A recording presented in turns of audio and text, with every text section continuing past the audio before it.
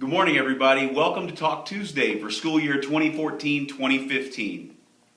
I'm sure most of you 7th and 8th graders remember last year we went through the book How Children Succeed by Paul Tough, and we talked about 7 major character traits. I'm going to review those traits today and then tell you what we're going to be doing over the next couple of months. Of course, we have social intelligence, gratitude and being thankful, curiosity, zest. I'm sure you remember this one. I zested the limes. Gets that pop. No matter what you do, you want to have pop and get after it. Self-control. Some people would say that this is probably the most important one. Optimism and having that positive attitude. Think about our shield. Display positivity is one of our major things here at Vivian Field. And of course, the first one we hit last year, which is grit. Getting after something. When you get knocked down, get back up and try again. Going along with grit last year, I'm sure you remember, we actually took the grit test. Many of you scored very well on the grit test, showing how great you are and how willing you are to get back up even when you have difficult situations. Right now we're going to turn it over to Miss Angela Duckworth. We saw a video with her last year. This one is over grit again. Afterwards I'm going to come on and share with what we'll be doing the next couple of months. So here is the video from Miss Duckworth.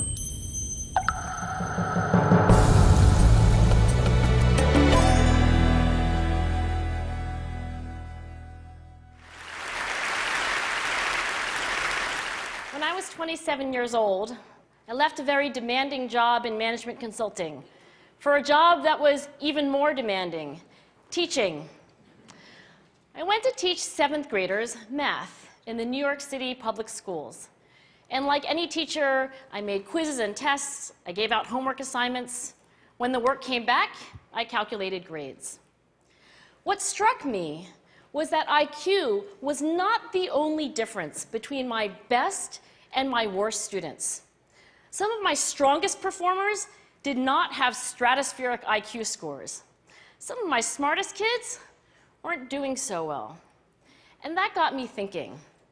The kinds of things you need to learn in 7th grade math, sure, they're hard. Ratios, decimals, the area of a parallelogram. But these concepts are not impossible. And I was firmly convinced that every one of my students could learn the material if they worked hard and long enough. After several more years of teaching, I came to the conclusion that what we need in education is a much better understanding of students and learning from a motivational perspective, from a psychological perspective. In education, the one thing we know how to measure best is IQ. But what if doing well in school and in life depends on much more than your ability to learn quickly and easily? So I left the classroom and I went to graduate school to become a psychologist. I started studying kids and adults in all kinds of super challenging settings. And in every study, my question was, who is successful here and why? My research team and I went to West Point Military Academy. We tried to predict which cadets would stay in military training and which would drop out. We went to the National Spelling Bee and tried to predict which children would advance farthest in competition. We studied rookie teachers working in really tough neighborhoods, asking which teachers are still going to be here in teaching by the end of the school year. And of those, who will be the most effective at improving learning outcomes for their students?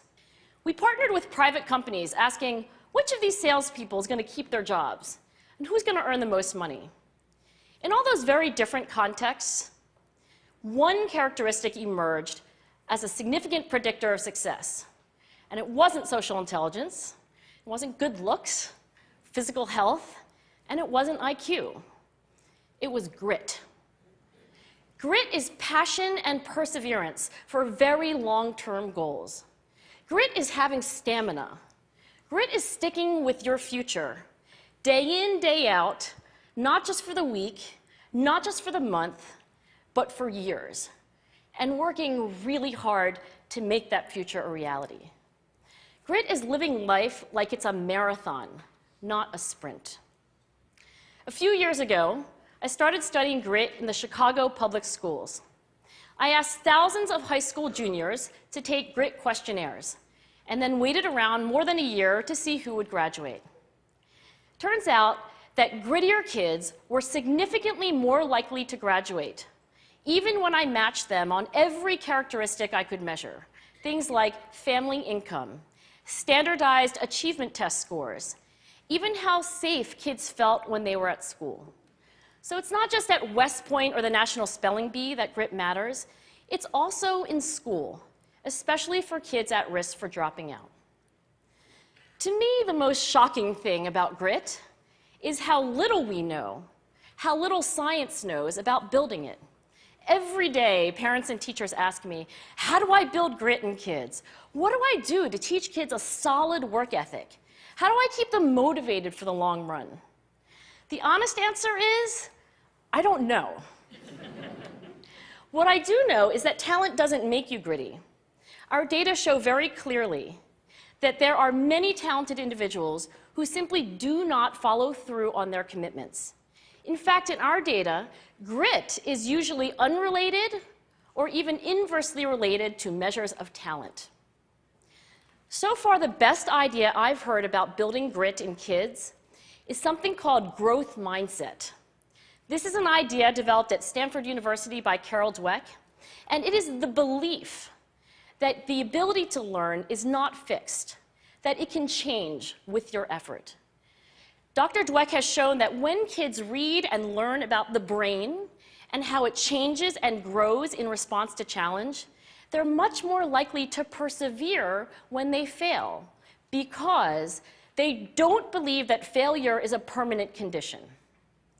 So growth mindset is a great idea for building grit, but we need more. And that's where I'm going to end my remarks, because that's where we are. That's the work that stands before us. We need to take our best ideas, our strongest intuitions, and we need to test them. We need to measure whether we've been successful, and we have to be willing to fail, to be wrong, to start over again with lessons learned. In other words, we need to be gritty about getting our kids grittier. Thank you.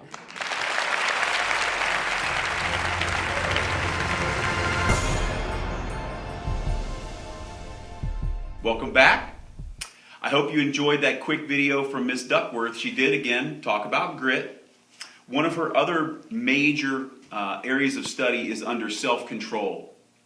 If you remember back to last year, self-control, we talked about the marshmallow and don't eat the marshmallow.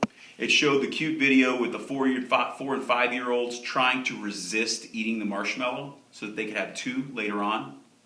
We'll get more into that later on when we do self-control yet again. But over the next couple of months, I want to talk about what we'll be doing.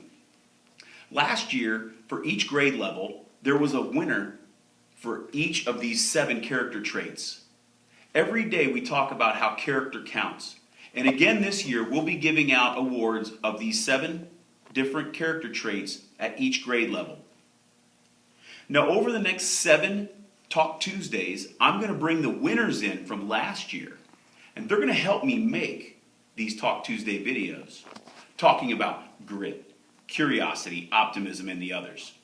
Those students, and some of them might not even know until just now seeing this that they're going to be doing it, are going to be coming in and helping teach this to you. When you see them around the building, make sure you ask them, what does it mean to have self-control?